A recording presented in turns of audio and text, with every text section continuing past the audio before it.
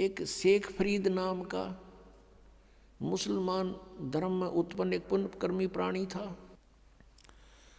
तो पुण्यकर्मी प्राणी शेख फरीद बचपन से ही परमात्मा में उसकी श्रद्धा बनी, पिछले संस्कार प्रबल थे उसके लिए थोड़ा सा कथा सुनाते हैं कि वो शरारती बहुत था, उलाने बहुत लाता था, गांव में जाकर के दूसरे बच्चों के साथ झगड़ा कर देता था, किसी को कुछ छेड़छाड़ कर देता था आपस में बच्चों के साथ, या किसी के घर में घुस के उनका कोई बर्तन उठपटंग कर देता था, उलाने आते थे।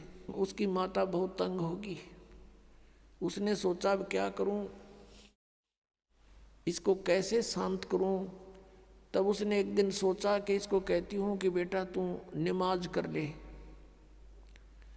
शेख फरीद की माता ने कहा कि बेटा तू नमाज करा कर। छोटा ही बालक था, 3-4 वर्ष का। कहने लगा क्यों, मैं क्यों करूं नमाज, मुझे क्या मिलेगा। और वो उसका फेवरेट फ्रूट था खजूर, जो है वो खजूर बहुत खाता था, उसको बड़ा पसंद थे।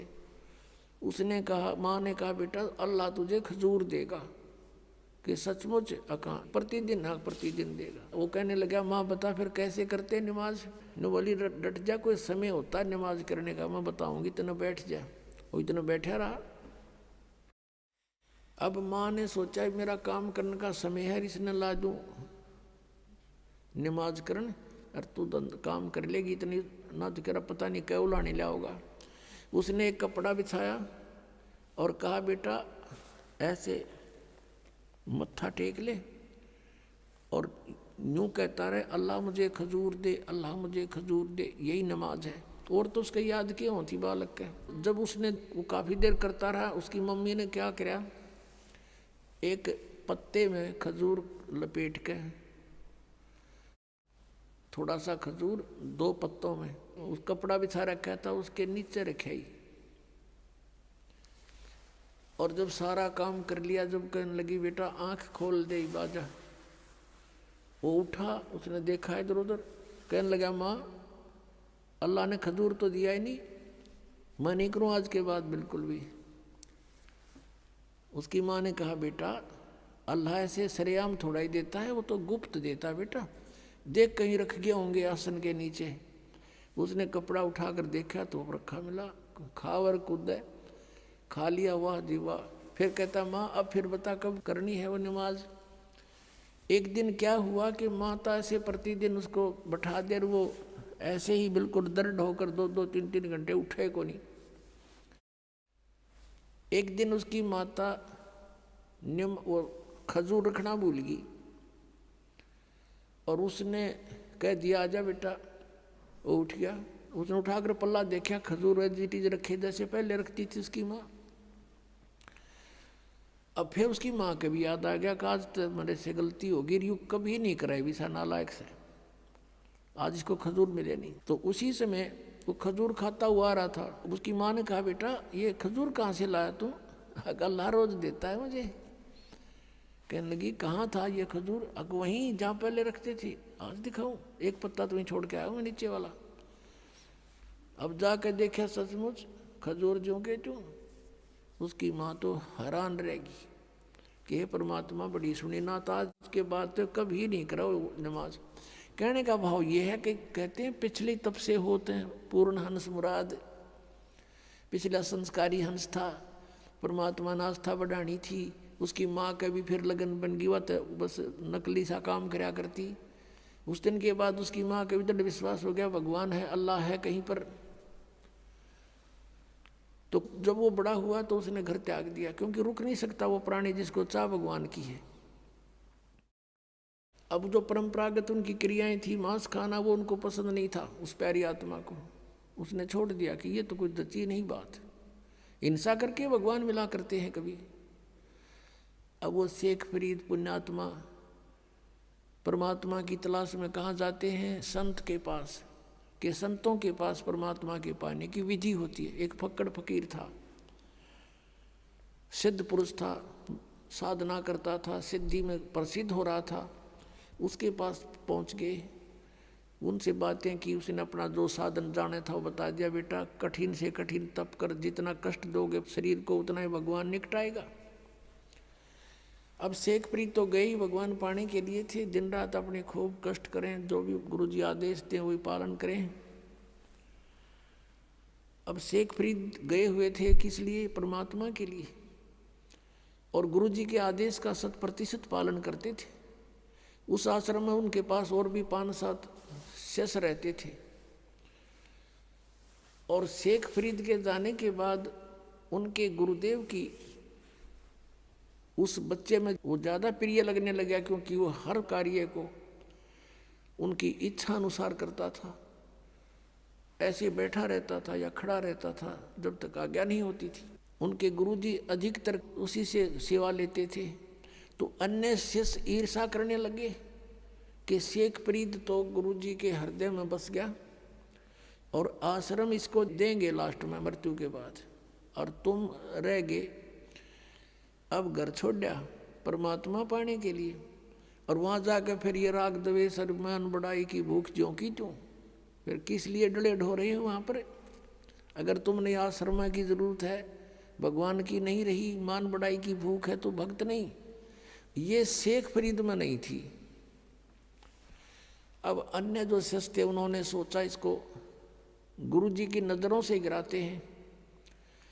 वो जो सिद्ध पुरुष था, मुसलमान धर्म में फक्कड़ फकीर था, तपस्वी था, वो क्या करा करता? हुक्का पिया करता खाना खाते समय, और शाम के समय विशेषकर हुक्का पीकर तुरंत सो जाता था, सुबह बखत से उठ जाता था।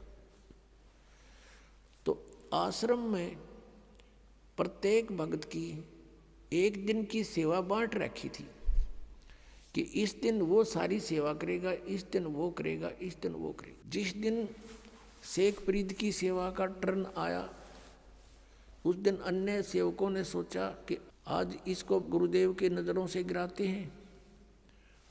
वर्षा का मौसम था, लेकिन वर्षा नहीं हो रही थी। शेखप्रीत ने शाम के समय खाना बनाया गुरुजी के लिए, और गुरुजी के हुक्के के लिए पहले अग्नि तैयार कर देता था। उसने अग्नि तैयार कर ली थी, खाना खिलाने गया हुआ था। पीछे से उनके अन्य ईर्षालु साथियों ने वो अग्नि बुझा दी, पानी पूनी छिड़क दिया। अब शेखप्रीत ने तो ये सोचा था कि 2 मिनट में हुक्का भर के दे दूंगा, और वो गुरुजी इतना क्रोधी था, अगर 5 मिनट लेट हो जाता ना कोई भी किसी कार्य में, उससे इतना नाराज हो जाता, उसको डंडे मारता था और कई दिन तक उसको सेवा नहीं देता था। तो अब शेखप्रीत जी गए अपनी मस्ती में कि जाके हुक्का भर दूंगा, जाके देखे आग नहीं है। अब शेखप्रीत को तो भाई चिंता का विषय हो गया, इधर देखा उधर देखा, अग्नि नहीं बिल्कुल भी। थोड़ी सी दूर पर देखा कि गांव था, नगर था, वहां से 1 किलोमीटर की दूरी पे वहां धुआं उठ रहा था। चलम उठा के भाग लिया पूरी स्पीड पे। वहां जाकर देखा तो एक माई चूल्हे में अग्नि जलाने की चेष्टा कर रही थी, फूंक मार रही थी, और आंखों में पानी गिर रहा था। धुआं वापस आकर उसको परेशान कर रहा था। अब शेखप्रीत दौड़ा दौड़ा गया, माई माई कहाँ, कौन है? हाँ महाराज क्या बात है? कि माई आग दे दो, हुक्का भरना है। वह माई थी नरी निकम्मी, नो बोली आँख फूट जाना जब आग में लहे, आँख फुटवा ले तू भी अपनी। अब वो बोला आदमी था, साधु संत बोले वाले होते हैं, अकमाई आँख फूटने से अग्नि मिल जाएगी? कहाँ मिल जाएगी? वनो क्या कर फिर फू फू करने लगी। अब उसने दे कर चिमटा आँख में और बाहर निकाल कर रख दी, ले माई आग दे दे मुझे, ये आँख फोड़ ली मैंने। अब माई ने देखा, उसके तो पाँव तलेगी धरती निकलेगी कि तो उस महात्मा का शिष्य है, वो बड़ा सिद्ध पुरुष है, और उसने कुछ वचन बोल दिए तेरा नाश हो जाएगा। उस माई ने सारी अग्नि बाहर काट दी चूल्हे थे, अकले बाबर ले। अब वो फटाफट धर के आग उस आँख के एक बांध के कपड़ा सा और स्पीड से फिर भाग लिया। उधर से गुरुजी ने आवाज लगाई रहे, शेखप्रीत अरे फरीद कित मर गया, तीसरी आवाज जब लगाई, जब 2 एकड़ की दूरी से आवाज करी, आ गया गुरुजी, आ गया गुरुजी। गुरुजी ने पूछा भी क्या बात है, इतनी देर कैसे लगा दी? जी आग, मौसम वर्षा का था, गुरुदेव अग्नि जलाई थी लेकिन आग बुझ गई, गांव से दौड़ के लाया हूँ। अका अच्छा रख दे। अब अग्नि रख दी तो ओका पीड़ के सोने की तैयारी में था, उसने देखा अंधेरा सा हो गया था, कह रहा आँख का क्या लग गया? जी आपके रहते क्या लगे गुरुदेव, क्या लगे? नुके के बाहर निकल गया। कहा अच्छा भाई। अब माई ने सारी रात काटनी मुश्किल होगी, अब तेरे ऊपर बिजली गिरेगी, वो बताओगा गुरुजी को ऐसे ऐसे, और ये सिद्ध पुरुष है को वचन बोल दिया तेरा नाश होगा। सुबह सुबह जाली माई ले करके उसको आँख को मटके के कापण पर ढक्कन पर रख कर लेगी और कहे महाराज मेरे से गलती होगी, माफ़ कर दियो, आपका शेष अग्नि लेने गया था, मैं ऐसे ऐसे धूमे में दुखी हो रही थी और मेरे मुख से निकल गया कि आँख फुटवा ले, आँख फुटते तो अग्नि मिलती है, और आपके शेष ने आँख निकाल कर रख दी। महाराज मेरे पे गलती होगी, माफ़ कर दो। माथा टेक कर रोए बुढ़िया माई। अब उस गुरुजी के समझ में नहीं आ रही या कहना के चाह रही है। वो बोला माई मुझे ढंग से बता क्या बात है। कहने लगे जी ऐसे ऐसे बात थी। शेख फरीद को बुलाया, अरे फरीद इधर आ। कहाँ जी? अरे क्या हो गया? अका आपके रहते क्या हो गुरुदेव, आपके दास को आपके रहते क्या होना था, ये कपड़ा क्यों बांध रखा है? अरे जी ऐसे ही करके बोला खोल दे इसको। उसने कपड़ा खोल दिया तो आंख ज्यों की त्यों पाई उस फरीद की। अब वह माई देख कर हैरान रहेगी, लेकिन दूसरी आंख से वह कुछ छोटी बन गई। ये यकीन दिलाने के लिए कि सचमुच ये घटना घटी है। अपने आत्माओं, ऐसे सिद्ध पुरुष और ऐसे करामात दिखा देते हैं तो फिर उसके ऊपर शंका हो किसने? अब ये बातें अब तत्व ज्ञान से आपका समझ में आएंगी कि ऐसा सिद्ध पुरुष था वो तपस्वी होका पाड़ कि उसके क्योंकि पिछले संस्कार थे उन पुनकर्म प्राणियों के, पिछले ही तप से होते हैं पूर्ण हंस मुराद। वर्तमान की सिद्ध साधना कुछ थी नहीं उनकी, दोनों की, ना शेख फरीद की थी ना उस गुरु की थी, पिछले संस्कारों से थी, पिछले जन्म जन्मों के वो विद्यमान होते हैं। तो भी उन्हीं को अंगड़ाई आती है भक्ति की, घर त्याग देते हैं, लेकिन आगे साधना ना होने से वो अपनी बैटरी डिस्चार्ज कर जाते हैं ऐसे सिद्धि दिखाकर। अब सब जगह आस पास चर्चा का विषय हो गया। उस महाराज की वाह वाह होगी कि एक बालक की ऐसे ऐसे आंख भी पूरी कर दी उसने। सारी जनता आस पास की पूजन लायक गिर, वो महात्मा सिद्ध पुरुष और सुप्रीम वो हो गया वहाँ का संत। अब कुछ दिनों के बाद क्या हुआ कि उसकी मृत्यु होगी। मृत्यु के उपरांत शेख फरीद ने वो आश्रम त्याग दिया, सोचा साधना करनी है। गुरुजी ने कहा कठिन तप करो, भगवान निकटावेगा, उसके दीदार हो जाएगा। शेख फरीद तो परमात्मा पाने के लिए घर से निकला था और भगवान ना मिला तो इस मनुष्य शरीर का बनेगा क्या, मैं करूँगा क्या इस मिट्टी का, ये सोचकर गुरुजी के आप बताए अनुसार घोर तप शुरू कर दिया। एक वृक्ष की मोटी टहनी कुएं के ऊपर से गई हुई थी। उसने सोचा बहुत साधना कर ली, वैसे करता हूँ। ऊपर रस्सा बांध लिया वृक्ष के और अपने पैरों में बांध लिया दोनों में, और शेष रस्सा नीचे को लटका दिया और उल्टा लटक गया। अब 12 वर्ष तक उसने उल्टा लटक के कई घंटों कुएं में साधना की और 12 वर्ष के अंदर 50 किलो अन्न खाया था शेख फरीद ने। 50 किलो 12 वर्ष में। यदि 10 ग्राम भी हम सोच कर चल रहे हैं तो एक महीने की भी 10 ग्राम तो होता भी कुछ को ना, 100 ग्राम माने तो भी एक महीने की ही 36 किलो हो जाती है। अपने आत्माओं, अब 12 वर्ष के अंदर 40 किलो अन्न खाया तो कैसा शरीर होगा उसका? अस्थि पंजर रह गया शेष। वो बाहर आकर के कभी कभी विश्राम करता था, परमात्मा की याद को कि उसमें तरफ में रहता था और वो ऐसे लेटा हुआ था। कौव्या ने देखा कि ये व्यक्ति मर चुका है, वो उसके ऊपर आकर बैठ गए। शरीर पर कहीं मांस था ही नहीं। उन्हें सोची कौवों ने कि माथे पर बैठ कर इनकी आंख निकाल लेते हैं। तब वो थोड़ा सा मुंह खुला उसका, कहा कि भाई कौवो, मेरे शरीर पर कहीं मांस बचा हो, उस मांस को खा लो, मेरी आंखों को मत छुओ, इसको ना डिस्टर्ब करो, मुझे अल्लाह के दीदार की आशा है, मैंने भगवान देखना है, आंखें छोड़ दो मेरी, बाकी कहीं तुम्हें कुछ मिले तो खा लो। ये मुसलमान थे और जो मांस खाएं, बकरे काटें, गऊ काटें, ये परमात्मा पालेंगे। तो वो इतना दयालु कहता कौओं को कि मेरे मांस खा लो कहीं मिल जावे तो, पर मेरी आंख मत छेड़ो, आंखें मत डिस्टर्ब करो, मुझे अल्लाह के दीदार की आशा है। अब उसने सोचा कि अगर बाहर रहूंगा तो कौवे खा जाएंगे, आंखों को भी फोड़ देंगे, भगवान मिला नहीं। उल्टा ही लटक गया। धीरे धीरे सर्क के रस्सों के साथ में अभ्यास हो रहा था और फूट फूट कर रोने लग गया। अल्लाह का दर्शन हुआ नहीं और अब शरीर रहा नहीं, अब खत्म, प्राण जाने वाले, फूट फूट कर रोने लगा। अब क्या किया, परमात्मा कहते हैं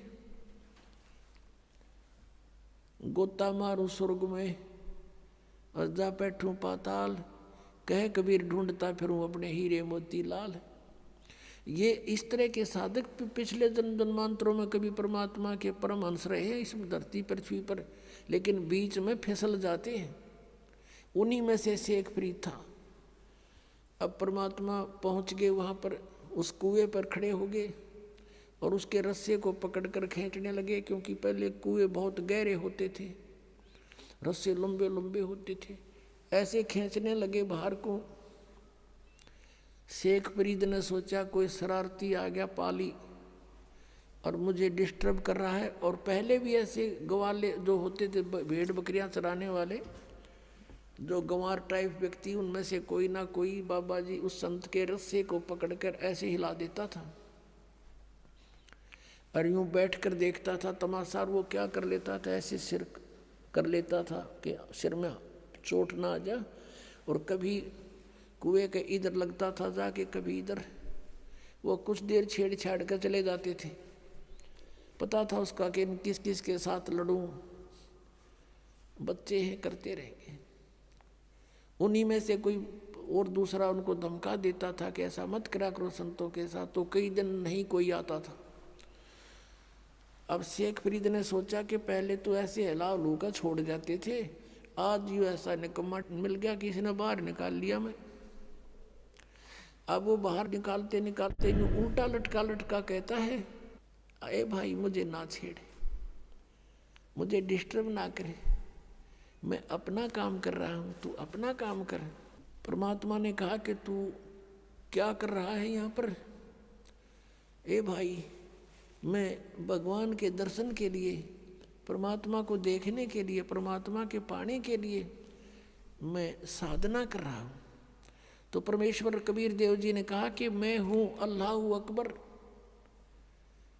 अब ये बात सुनकर शेख फरीद के माथे पे चोड़ी पड़ी, कहने लगे भाई मजाक ना करें, आप अल्लाह नहीं हो सकते, क्योंकि अल्लाह तो निराकार है, वो तो बेचून है, अल्लाह दिखाई थोड़ी देता है। परमात्मा कहने लगा भले आदमी, फिर तू डरे डो इसमें, तू क्या कर रहा है? एक तरफ तो कहता मैं परमात्मा के दीदार के लिए प्रयत्न कर रहा हूँ और परमात्मा निराकार बतावे तू, फिर क्यों डले डो रहा है इसमें? क्या फायदा तेरा इसमें ये साधना करने का, जब वो निराकार है? क्या देखेगा उसका दीदार, क्या करेगा? अब क्या करे ना, गाम कर ज्ञान का तो चमका ऐसा लग गया करे, एकदम उसकी बुद्धि सेट होगी, मालिक खड़े सामने। उसको ये समझ में आ गई उस शेख फरीद के कि भाई अगर ये परमात्मा तो नहीं हो सकता, लेकिन परमात्मा का बाखबर जरूर है, यानी तत्वदर्शी संत अवश्य है। उसने उल्टा लटके लटके पैर पकड़ दिए कि महाराज मुझे भगवान का ज्ञान बता दे, मुझे अल्लाह की आवश्यकता है, अल्लाह के दर्शन करूंगा। परमात्मा ने कहा तुम फिर वही बात कर, अल्लाह के दर्शन करूंगा, तुम्हारा अल्लाह बेचून निराकार, बताओ तुम अल्लाह के दर्शन क्या खाक करेगा तू? अगर दर्शन करेगा तो अल्लाह साकार हुआ। अब वो कहता हाँ बिल्कुल ठीक है, नहीं तो दीदार शब्द आना नहीं चाहिए तुम्हारे मुख पर। तो वो कहने लगा जैसा भी है मुझे रास्ता बता दो, मैं भटक चुका हूँ, मेरा अंत आने वाला है और परमात्मा मुझे मिला नहीं। अब परमात्मा ने क्या कहा कि बेटा बच्चा, इस देही शरीर के साथ तेरी के शत्रुता है, वो कभी खत्म कर लिया, बहुत कॉस्टली है, इस तरह परमात्मा नहीं मिलता है। परमात्मा पाने का एक मंत्र है, जाप है, और भूखा रहने से भगवान मिले नहीं, गना खाने से भगवान मिले नहीं, इतना भी नहीं खाना चाहिए कि अंगड़ाई टूटर जो माइया दड़ी पक्का खा ले, और इतना कम भी नहीं खाना चाहिए कि कमर टेढ़ी हो जा के भक्ति करोगे। प्रथम अंजल संयम राखे, योग युगत सब सतगुरु भाखे, खाने पीने पर संयम बरते, हिसाब का खावे, इतना खावा जो घना नींद भी ना आवे और भूखा भी ना रहे और शरीर में फुर्ती सपूर्ति बनी रहे। और ये साधना कर। फिर शेख फरीद को धीरे धीरे खाना खिलाया, फल खिलाए, फूल खिलाए, फिर धीरे धीरे खाना खाने लगा और फिर वो परमात्मा के साथ ही हो लिया।